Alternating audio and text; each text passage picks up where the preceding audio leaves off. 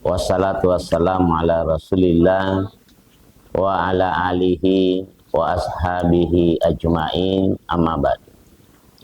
Bapak-bapak, ibu-ibu, saudara-saudara yang dimuliakan oleh Allah Subhanahu wa taala, kembali kita memuja dan mengagungkan Allah pada siang hari ini. Untuk kali kedua saya berbicara di hadapan hadirin sekalian, dan pada siang hari ini kita akan mengangkat tema keutamaan menuntut ilmu. Jamaah sekalian, pertanyaan yang pertama yang kita ajukan adalah mengapa kita harus berilmu? Kita tentunya memahami bahwa perintah Allah Subhanahu wa taala sangat banyak, sebagaimana larangannya pun begitu banyak. Dan tidaklah Allah memerintahkan kita kepada sesuatu melainkan karena ada kemaslahatan bagi kita padanya. Sebagaimana tidaklah Allah melarang kita dari sesuatu kecuali karena ada kemudaratan padanya. Oleh karena itu, mengetahui perintah dan larangan adalah suatu keniscayaan, sehingga kita bisa meraih segala kemaslahatan karena menunaikan perintah Allah, dan kita dapat menghindari segala kemudaratan dengan menjauhi larangan Allah Subhanahu wa taala. Dan semua itu tidak akan tercapai kecuali dengan menuntut ilmu. Nah, jamaah sekalian, dengan ilmu seseorang bisa membedakan mana perintah sehingga dia bisa melaksanakannya, dan mana yang merupakan larangan sehingga dia dapat menjauhinya. Maka tidaklah mungkin bagi kita untuk menjadi hamba Allah yang taat apabila kita bodoh terhadap syariah Allah Subhanahu wa taala. Bagaimana mungkin kita dapat menggapai surga sedangkan kita tidak tahu bagaimana caranya? Nah, untuk itulah kemudian Allah Subhanahu wa taala dan Rasulnya sallallahu alaihi wasallam mewajibkan kita untuk menuntut ilmu.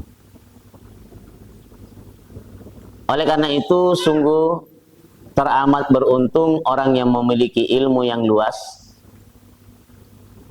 sehingga ia mampu berbuat lebih baik, lebih benar, dan lebih banyak daripada yang lain. Sebaliknya, orang yang kurang ilmunya, maka ia akan sering kali salah dalam ucapan maupun perbuatan.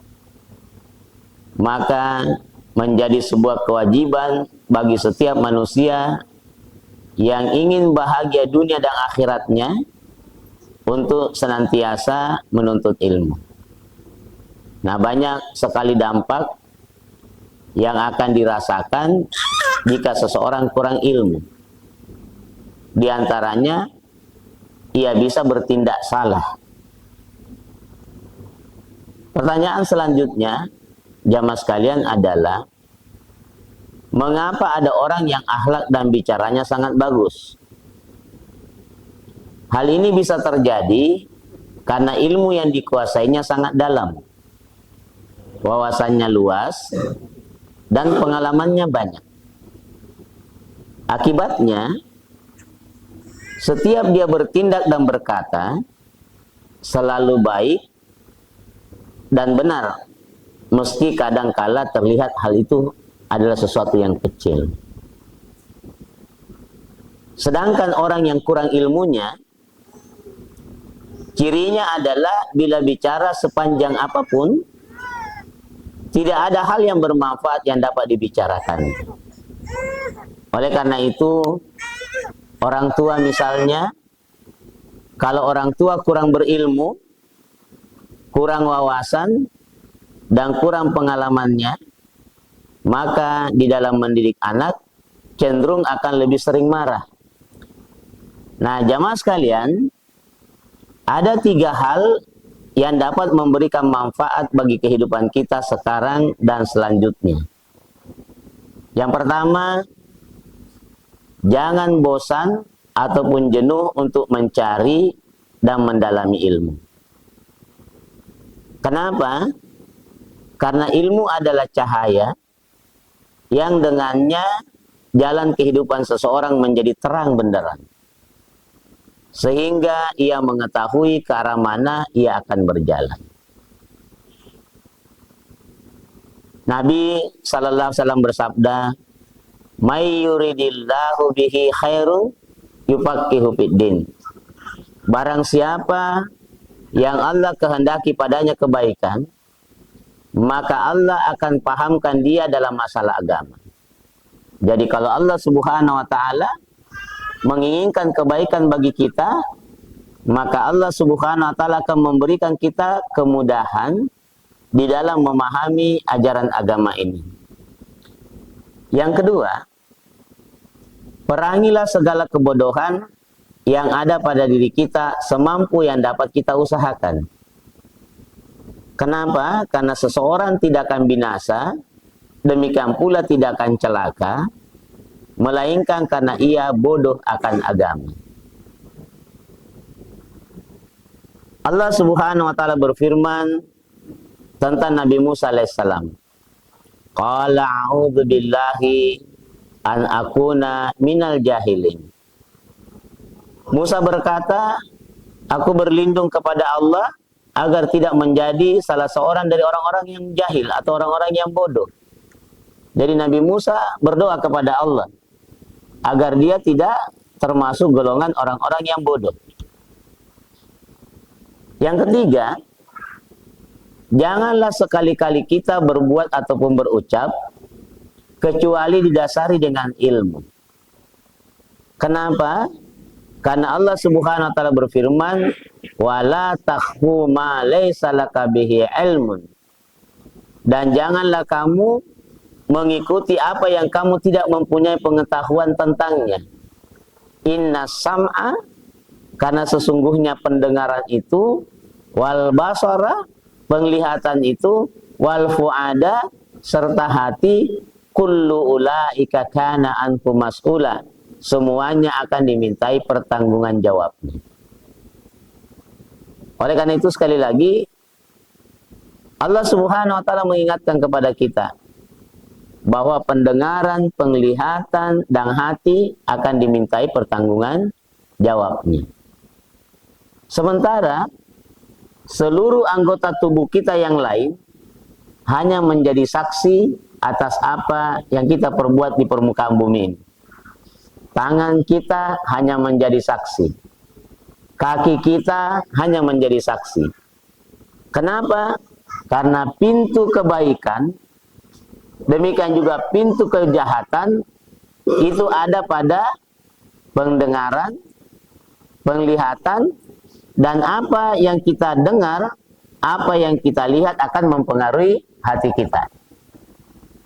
Jadi sekali lagi saya ulangi, apa yang kita lihat, apa yang kita dengar, itu akan mempengaruhi hati kita. Sehingga tak kala kita sering menerima nasihat-nasihat agama seperti ini, maka insya Allah hati kita akan semakin bagus. Tetapi kalau kita sering mengikuti hal-hal yang bisa merusak hati kita, maka hati kita semakin kotor. Bukankah Nabi Sallallahu Alaihi Wasallam bersabda, setiap anak Adam berbuat dosa, maka akan berbintik hitam hatinya. Setiap dia melakukan dosa, berbintik hitam hatinya. Sehingga semakin sering kita melakukan perbuatan dosa, maka semakin besar, semakin banyak bintik-bintik hitam di dalam hati kita. Nah, kalau bintik-bintik hitam sudah semakin banyak di hati kita, maka kita susah memahami mana kebenaran dan mana keburukan. Kenapa? Karena hati kita terhalang dengan bintik-bintik hitam. Nah, jamaah sekalian, Allah Subhanahu wa taala berfirman di dalam Quran surat Zumar, katakanlah Adakah sama antara orang-orang yang mengetahui dengan orang-orang yang tidak mengetahui? Sesungguhnya orang berakallah yang dapat menerima pelajaran. Jadi tidak sama antara orang yang tahu dengan orang-orang yang tidak tahu.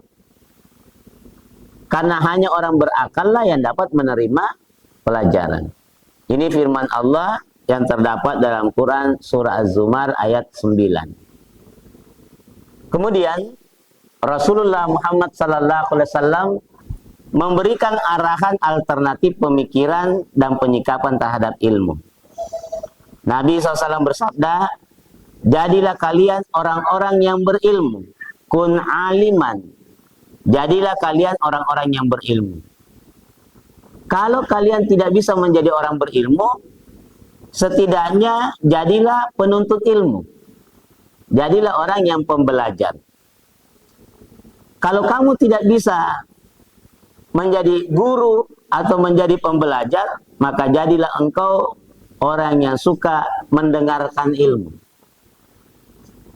Kalau kamu tidak bisa menjadi pendengar ilmu, jadilah kamu orang yang mencintai ilmu.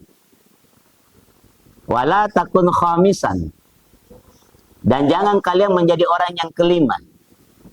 Tidak mau mengajar, tidak mau belajar, tidak mau mendengarkan ilmu, tidak mau mencintai ilmu, fatahlik, kata Nabi, maka kamu akan celaka. Jadi sekali lagi Nabi memberikan arahan kepada kita. Selanjutnya, ya. Adapun kedudukan ilmu menurut Islam.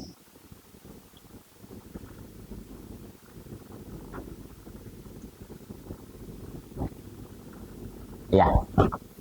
Adapun kedudukan ilmu menurut Islam, di dalam Al-Quran, kata ilmu dan kata-kata jadiannya lebih dari 780 kali. Ini bermakna bahwasanya ajaran Islam sebagaimana tercermin dalam Al-Quran sangat kental dengan nuansa yang berkaitan dengan ilmu. Sehingga jamaah sekalian, dapat menjadi ciri penting dari agama Islam.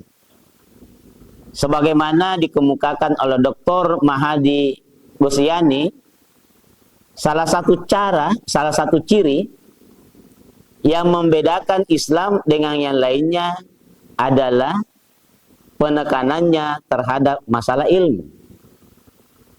Al-Quran dan As-Sunnah mengajak kaum muslimin untuk mencari dan mendapatkan ilmu dan kearifan, serta menempatkan orang-orang yang berpengetahuan pada derajat yang tinggi, di mana disebutkan di dalam Al-Quran, yarfa'illahu alladhina amanu minkum walladhina utul ilma darajah. Allah mengangkat derajat orang-orang yang berilmu, orang-orang yang beriman dan berilmu pengetahuan beberapa derajat.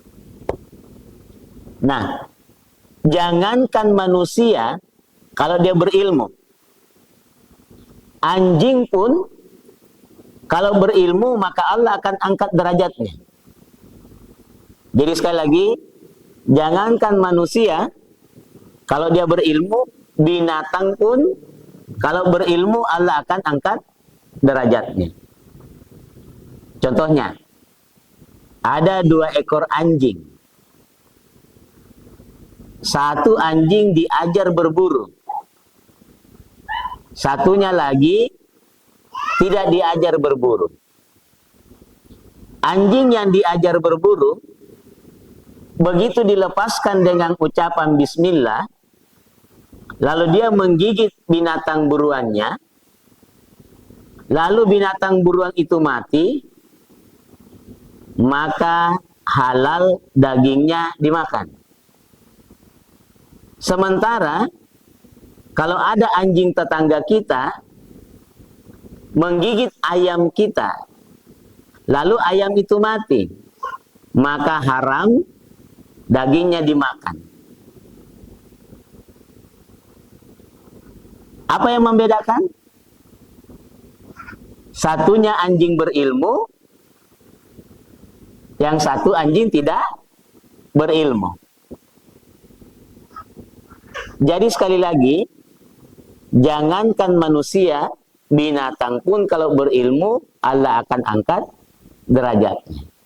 Inilah pentingnya kita menuntut ilmu. Oke? Selanjutnya, next. Hukum menuntut ilmu agama di dalam Islam. Disebutkan dalam hadis bahwa talabul ilmi faridatun ala kulli muslim. Bahwa menuntut ilmu itu adalah fardu bagi setiap muslim. Artinya apa? Berdosa kita kalau kita mengaku diri seorang muslim kemudian tidak mau belajar. Karena belajar atau menuntut ilmu hukumnya wajib. Jadi sekali lagi, menuntut ilmu di dalam Islam hukumnya wajib. Adapun keutamaan ilmu di dalam agama, yang pertama termasuk amal jariah. Kata Nabi, "Idza matal insan angkata amaluhu illa min salatin." Jika manusia meninggal dunia, terputuslah amalnya kecuali 3 perkara. Yang pertama adalah sadaqatin jariyah, sedekah jariyah. Yang kedua adalah wa ilmi yunfa'u bihi, ilmu yang bermanfaat. Dan yang ketiga adalah anak yang soleh, yang senantiasa mendoakan kedua orang tuanya. Jadi berbahagialah kita yang hari ini datang menuntut ilmu. Kemudian kita ajarkan kepada orang lain. Misalnya, kita ngajarkan orang membaca bismillah sebelum makan.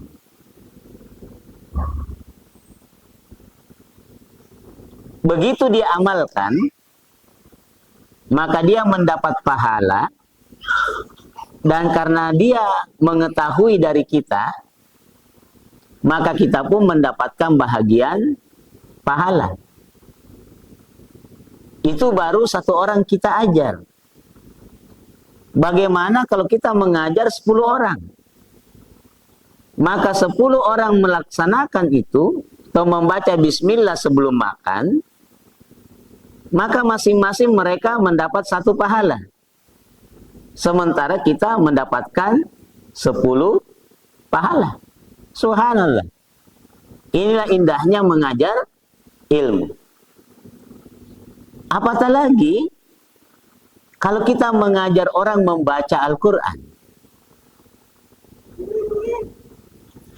Dari kita, sehingga dia bisa membaca surah Al-Fatihah di dalam salatnya. Kata Nabi, siapa yang membaca Al-Quran, maka 1 huruf mendapatkan 10 pahala. Tidak dihitung alif lam mim 1 huruf, tapi alif 1 huruf, lam 1 huruf, mim 1 huruf. Sehingga kita membaca alif lam mim saja, kita mendapatkan 30 pahala. Nah, bagaimana halnya kalau orang itu pintar membaca surah Al-Fatihah dari kita? Setiap dia membaca surah Al-Fatihah, maka kita akan mendapatkan kiriman pahala. Saya tanya, berapa jumlah hurufnya surah Al-Fatihah? Ada yang tahu?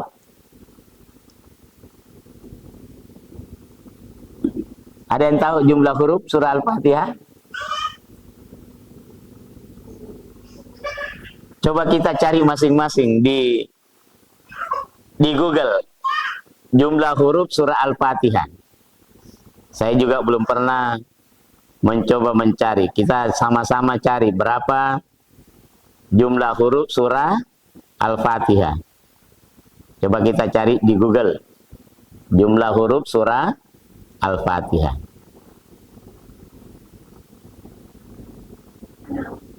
Berapa? Ada yang dapat?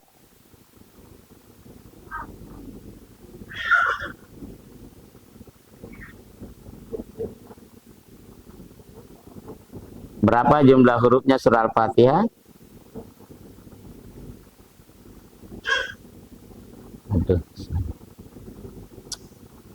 Ya.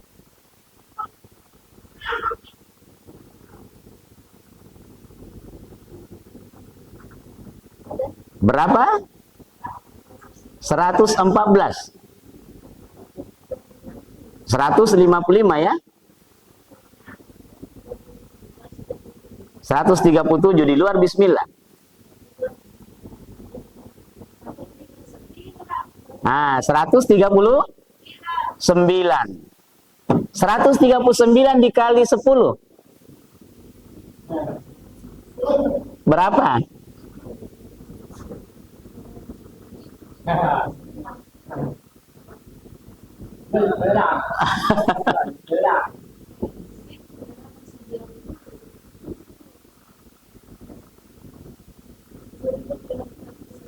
Seribu 1390. Kalau dia membaca dalam salat 5 waktu, berapa kali kita membaca surah Al-Fatihah dalam salat 5 waktu? 17? 17 kali ya. Karena salat 5 waktu jumlahnya 17 rakaat. Jadi tadi 1390 dikali 17. Kita hitung berapa jumlahnya. Jadi coba kita 1000 berapa tadi? Ya, kita berhitung ya. 1390 dikali 17 sama dengan 23.630.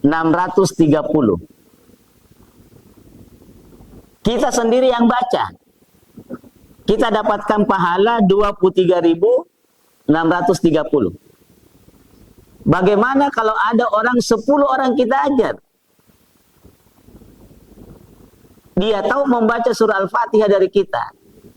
Berapa kiriman pahala buat kita? Maka kita akan mendapatkan kiriman pahala sebanyak 236.300.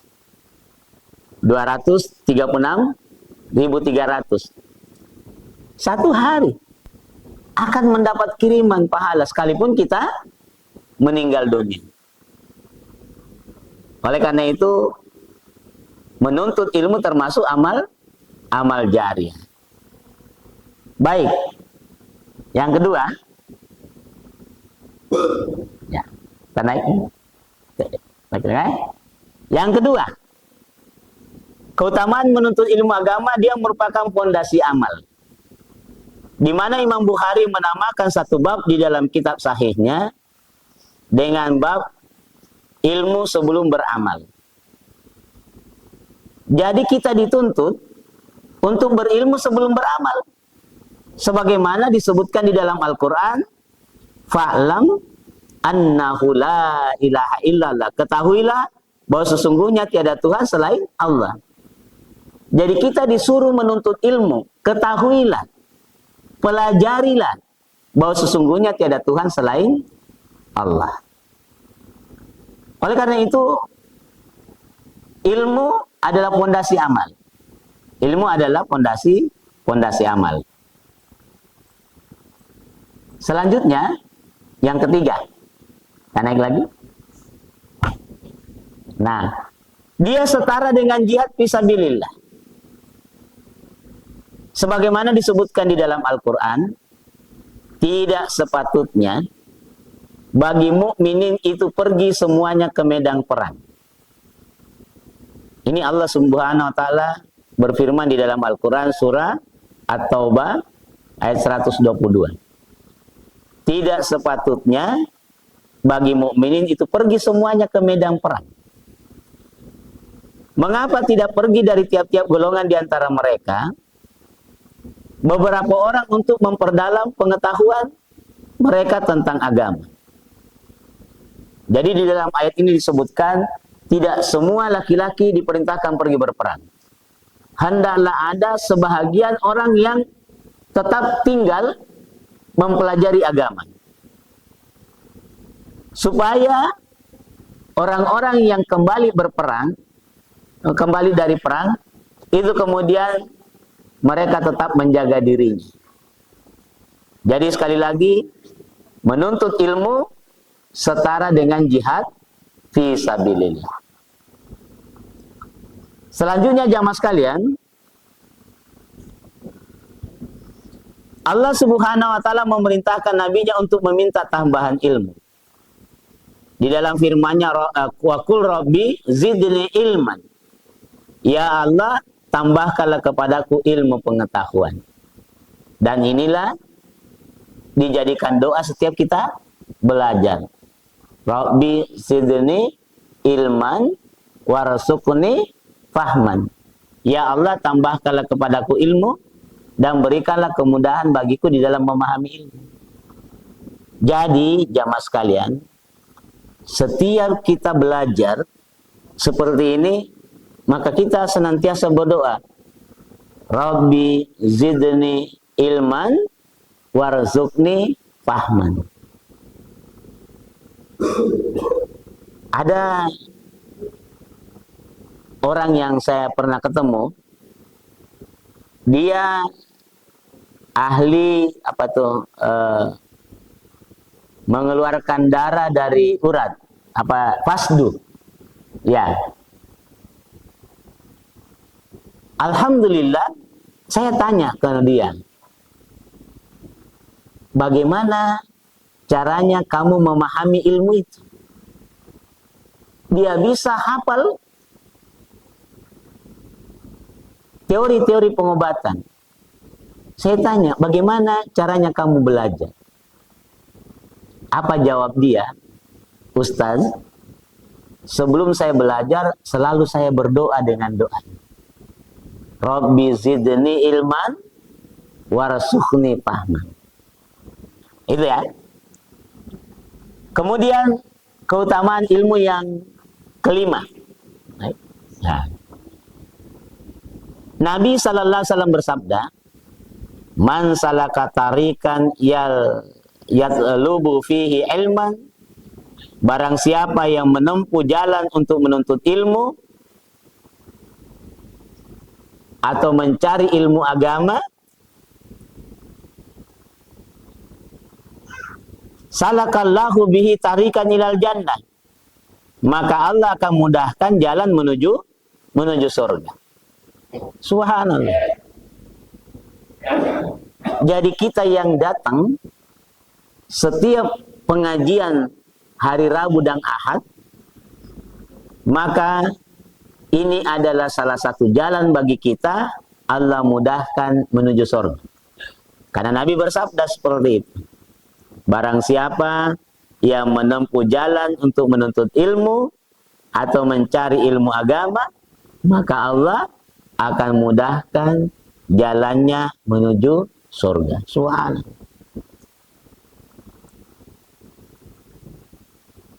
Nah, oleh karena itu, alhamdulillah ada program seperti ini, di mana kita dimudahkan untuk jalan menuju surga. Selanjutnya yang keenam. Ilmu itu tidak akan berkurang dengan dibagikan. Bahkan ilmu itu akan semakin bertambah. Jadi Ali bin Abi Thalib mengatakan, ilmu itu menjaga kita, sementara harta kita yang menjaganya. Itu yang pertama. Kemudian yang kedua, kata Ali bin Abi Thalib, harta jika dibagikan akan berkurang, sementara ilmu ketika dibagikan akan bertambah. Inilah perbedaan antara orang yang menuntut ilmu dengan orang yang mencari harta.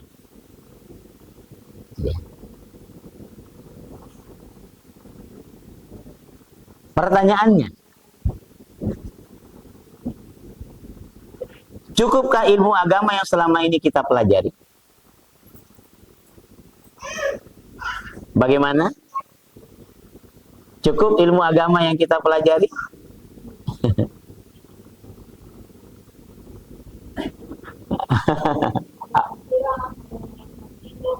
Masya Allah. Oke. Nah, naik nak. Dari Ummul Mukminin, Ummu Salamah Hindum binti Abi Umayyah radhiyallahu anha, Nabi berdoa, Allahumma inni as'aluka ilman nafi'an wa rizqan thayyiban wa amalan mutaqabbalan. Ya Allah, aku minta kepadamu ilmu yang bermanfaat, rezeki yang baik, dan amal yang diterima.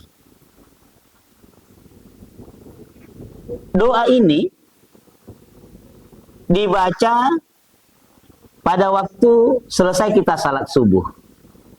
Jadi doa ini dibaca pada pagi hari setelah kita salat subuh, sebelum kita beraktivitas. Kenapa? Next. Karena waktu subuh adalah waktu pembuka suatu hari bagi seorang muslim. Alangkah agungnya bila di waktu subuh seorang hamba berdoa kepada Allah Subhanahu wa taala. Jadi sekali lagi Allah menyuruh kita berdoa meminta 3 hal. Ya.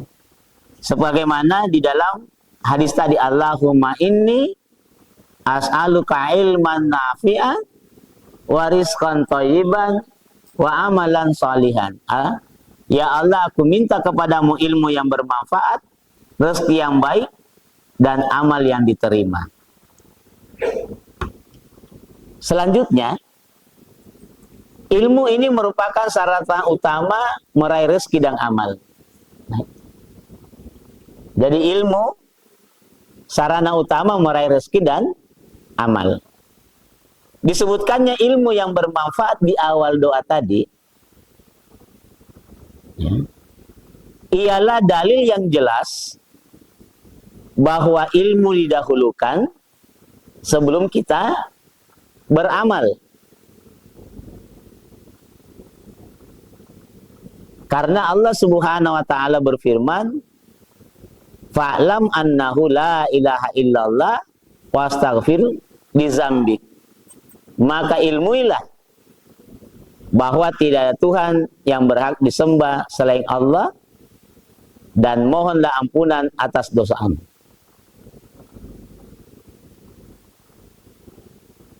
Nah, dalam ayat ini terkandung faidah bahwa ilmu didahulukan sebelum beramal, yaitu amalan memohon ampunan kepada Allah Subhanahu wa taala. Jamaah sekalian, next. Apabila kita kembali pada teks doa tadi,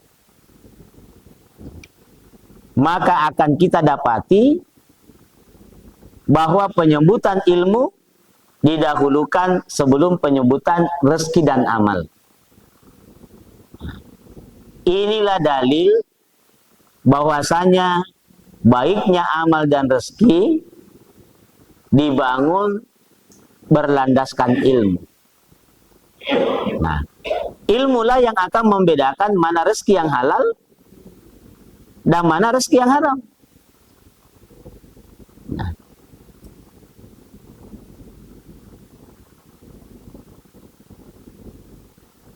begitu pula mana amal yang diterima dan mana amal yang ditolak.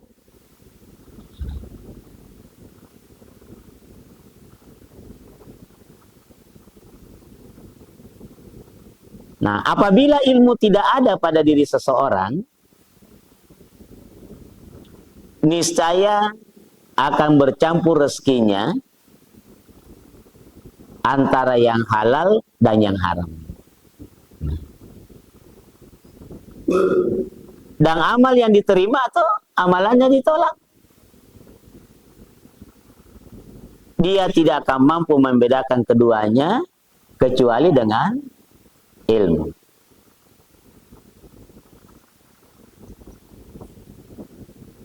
Next, nah. Oke.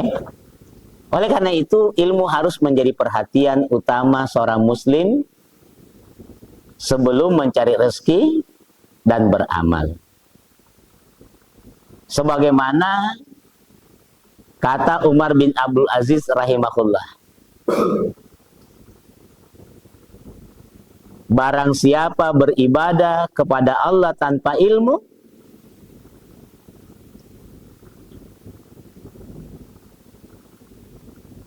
maka kerusakan akan lebih besar dari kebaikan yang ia hasilkan.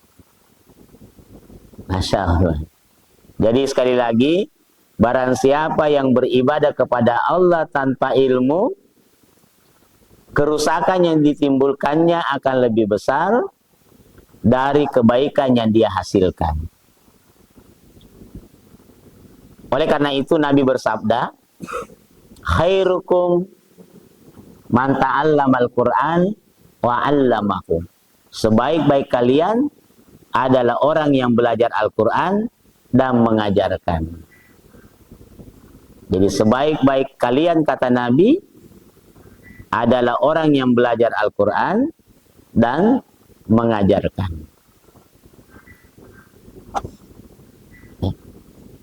Lanjut. Imam Abdul Rahman As-Sulami tetap mengajar Al-Quran selama 40 tahun di Masjid Agung Kufah.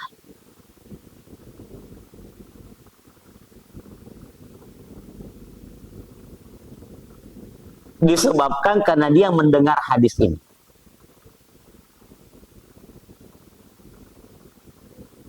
Setiap kali ia meriwayatkan hadis ini, ia senantiasa berkata, inilah yang mendudukkan aku di kursi ini.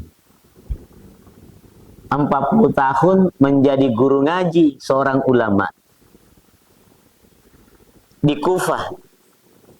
Padahal dia adalah seorang ulama, tetap mengajar anak-anak mengaji di Masjid Agung Kufah. Kemudian Umar bin Khattab radhiyallahu anhu berkata, kami adalah kaum yang Allah muliakan dengan Islam. Setiap kami mengharapkan kemuliaan di luar Islam,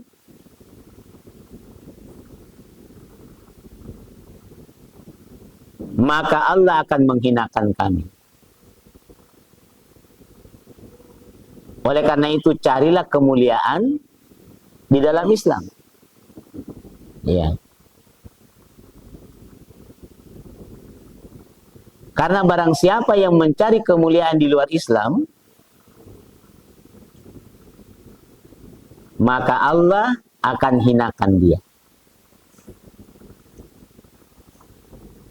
Kemudian Nabi sallallahu alaihi wasallam bersabda,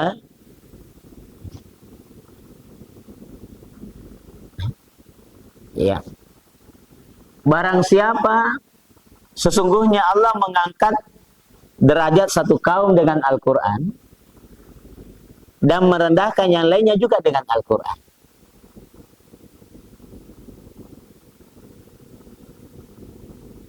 Jadi kalau kita mau mulia, maka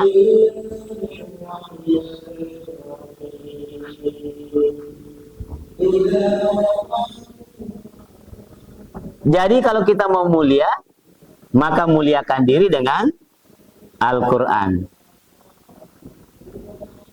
Karena Allah akan mengangkat suatu kaum dengan Al-Quran dan juga akan merendahkan orang lain dengan Al-Quran.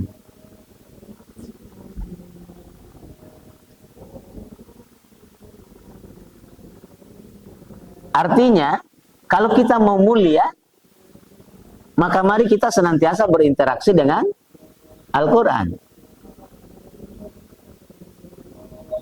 Tapi kapan kita tidak berinteraksi dengan Al-Quran, maka Allah akan hinakan kita. Saya kira demikian. Mudah-mudahan ada manfaatnya. Assalamualaikum warahmatullahi wabarakatuh.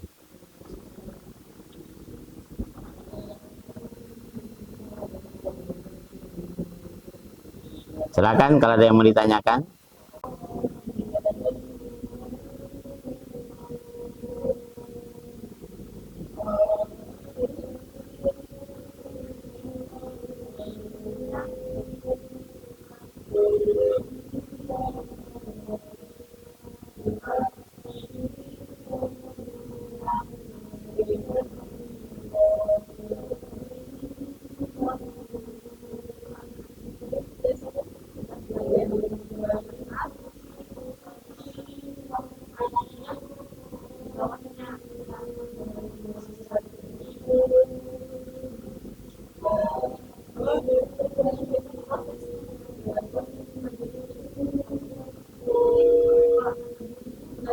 Ya, jadi hal itu penting karena salah baca, salah arti.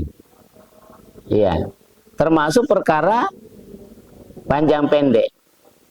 Iya, saya lupa ada sebuah kalimat yang maknanya ada, tetapi kalau dipendekkan menjadi tidak. Sama dengan membaca huruf. Antara huruf Qa dengan Ka. Ya, jadi sama dengan membaca huruf antara huruf Ka dengan Ka. Misalnya kul, artinya makanlah. Kalau kul, katakanlah. Coba kita baca ayat. Kul huwallahu ahad. Katakanlah Allah itu satu. Terus kita kul huwallahu ahad, makanlah Allah itu satu. Salah baca, salah arti. Atau pada kata-kata qalbu. Qalbu artinya hati. Tapi kalau kita pakai kalbu, kalbi artinya anjing. Nah, kita berdoa. Allahumma ja'al fi qalbi nura. Ya Allah, jadikanlah hatiku bercahaya. Kemudian kita salah tekan. Allahumma ja'al fi qalbi nura. Ya Allah, jadikanlah anjingku bercahaya. Maka belajar maharijul huruf itu penting. Ya. Saya kira seperti itu. Oke. Alhamdulillah.